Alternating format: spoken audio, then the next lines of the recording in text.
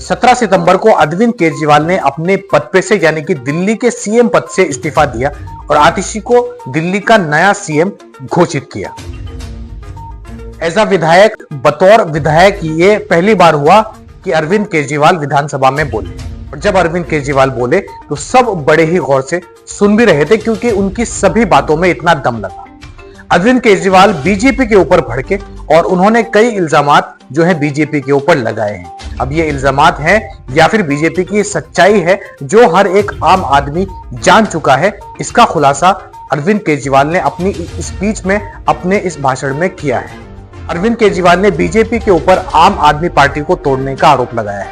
अरविंद केजरीवाल ने कहा कि आप हमारी पार्टी के आदमियों को जेल भेजकर हमारी पार्टी को तोड़ना चाहते थे, लेकिन ऐसा नहीं हुआ, और अगर मैं आपकी पार्टी के 2 आदमी को भी जेल भेज दूं तो शायद आपकी पार्टी ही ना रहे। इस तरीके की बात अरविंद केजरीवाल ने कही है। इसके अलावा अरविंद केजरीवाल ने यह भी कहा है कि वह एक बड़े बीजेपी के नेता से मिले और जब उन्होंने उनसे पूछा कि मुझे गिरफ्तार करके मुझे जेल में डालकर आपको क्या हुआ, क्या आपको जरा सा भी फायदा हुआ, तो उस नेता ने जवाब दिया कि आपके पीछे हमने दिल्ली को ठप कर दिया। इतनी बड़ी बात बीजेपी नेता ने अरविंद केजरीवाल से कही। अरविंद केजरीवाल ने बीजेपी पर निशाना लगाते हुए कहा कि बीजेपी इकलौती ऐसी सरकार है जो लोगों को बर्बाद करके दिल्ली की जनता को पछाड़कर उनसे वोट मांगना चाहती है। केवल इतना ही नहीं, बीजेपी को लेकर अरविंद केजरीवाल ने इतना तक कह दिया कि बीजेपी सिर्फ इतना चाहती थी आम आदमी पार्टी की छवि खराब हो, उनका नाम खराब हो, जिसकी वजह से दिल्ली की जनता उन्हें वोट दे। तो अरविंद केजरीवाल ने विधानसभा में और क्या क्या आरोप बीजेपी पर लगाए, आइए उनकी जुबानी सुनते हैं। देश की राजधानी के 2 करोड़ लोगों की जिंदगी खराब करके उनको खुशी हो रही है। ऐसी कैसी पार्टी हो सकती है, ऐसे कैसे नेता हो सकते हैं जो दिल्ली ठप करके, दिल्ली के 2 करोड़ लोगों की जिंदगी खराब करके, परेशान करके, और वो खुश हो रहे हैं? क्या इतनी राजनीति इस स्तर पे गिर सकती है कि वोट लेने के लिए उनका मकसद क्या? उनका मकसद था कि हमारे को बदनाम करना, आम आदमी पार्टी की सरकार को बदनाम करना, ताकि उनको वोट मिल जाए। नॉर्मल वो देख चुके 3 चुनाव से लगातार, 3 क्या, ये तो 25-27 साल से, 97 से बाहर हैं, तो 23 और 4 27 साल से वनवास है। 27 साल से इनको दिल्ली की जनता वोट नहीं दे रही। अब ये दिल्ली की जनता को परेशान करके वोट लेना चाहते हैं। अरे आपके पास तो केंद्र सरकार है यार, केंद्र सरकार के पास अथाह पैसा है। केजरीवाल 500 मोहल्ला क्लिनिक बनाता है, आप 5000 मोहल्ला क्लिनिक बनाओ ना दिल्ली में, कौन मना कर रहा है? ये मनीष सिसोदिया ने 700 स्कूल बनाए, आप 7000 स्कूल बनाओ ना दिल्ली में, कोई हमको पूछेगा ही नहीं। आज 500 मोहल्ला क्लिनिक अगर मैंने बनाए, आप उन 500 मोहल्ला क्लिनिक की दवाइयां बंद करके केजरीवाल को बदनाम करके वोट लेना चाहते हो, ये गलत बात है। ये जनता भी देख रही है, सब साफ हो जाता है जनता के सामने। आपको लगता है आप ही होशियार हो, जनता बड़ी सियानी है, जनता देखती है, जनता चुप रहती है। वोट वाले दिन जब बटन दबाने जाती है तब जनता अपना गुस्सा जाए।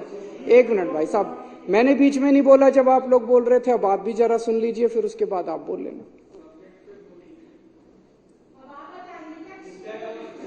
तो काम रोकने से, काम खराब करने से जनता वोट नहीं देगी, काम करने से, अच्छा काम करने से जनता वोट देगी।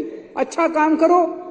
आपने मेरी गैर मौजूदगी में दिल्ली में सड़कों की रिपेयर बंद करा दी। मेरी गैर मौजूदगी में आप दिल्ली की सारी सड़कें बनवा देते, कहते हैं जे केजरीवाल जेल में बैठे, हम बनवा रहे हैं सड़क, देखो आप जीत ना जाते तो। बाहर निकल के मैं किस बात पे वोट मांगता? आज मैं वोट मांगूंगा, केजरीवाल आ गया, अब तुम्हारी सड़कें रिपेयर कराऊंगा मैं।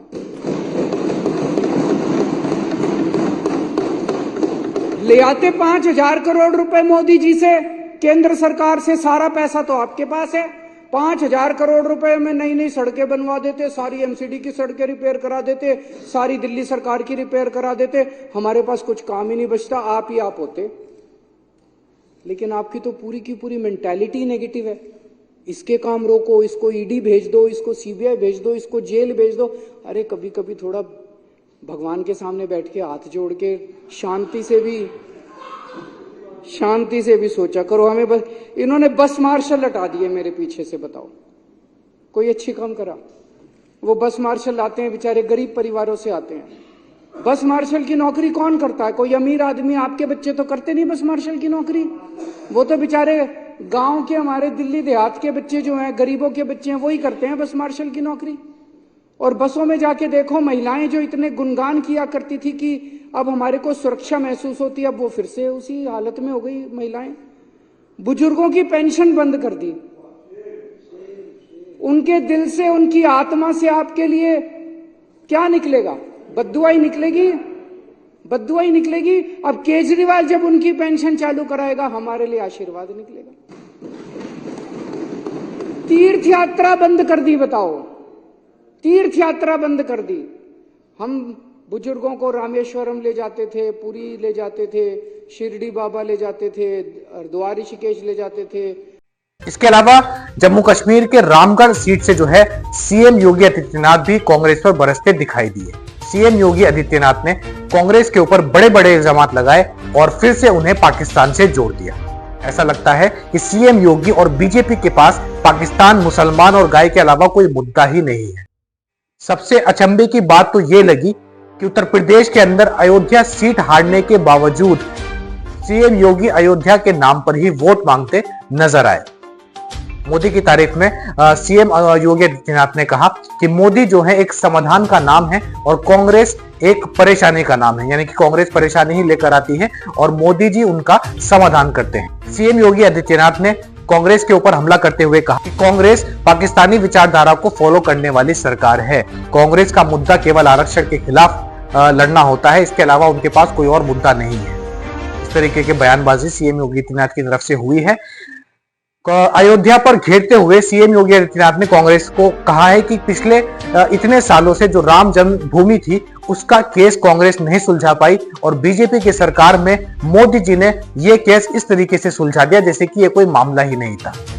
अयोध्या के नाम पर इस तरीके से वोट मांगते हुए सीएम योगी आदित्यनाथ जो है इस पूरी रैली में दिखाई दिए और उनके करीबन आधे घंटे के बयान में, आधे घंटे के भाषण में अयोध्या, राम मंदिर, कांग्रेस, मुसलमान, इनके अलावा कोई और मुद्दा ही नजर नहीं आया। इसके अलावा अमित शाह ने भी जम्मू कश्मीर में रैली करते हुए ये कहा कि कांग्रेस आतंकवादियों को पनाह देती है लेकिन बीजेपी उन्हें सजा देने का काम करती है।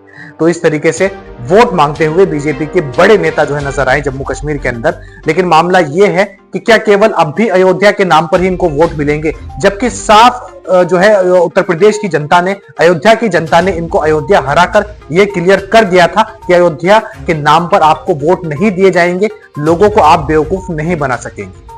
जिस तरीके का भूमिगत को लेकर भी वहां पर जो है घपला किया गया, जमीनों को लेकर वहां पर विवाद हुए, आम आदमियों को, गरीबों को बेघर किया गया, इतना कुछ करने के बावजूद भी जम्मू कश्मीर में खड़े होकर योगी आदित्यनाथ की इतनी हिम्मत हुई कि उन्होंने अयोध्या के नाम पर वापस से बीजेपी के गुणगान करना शुरू कर दिए और वोट मांगना शुरू कर दिए।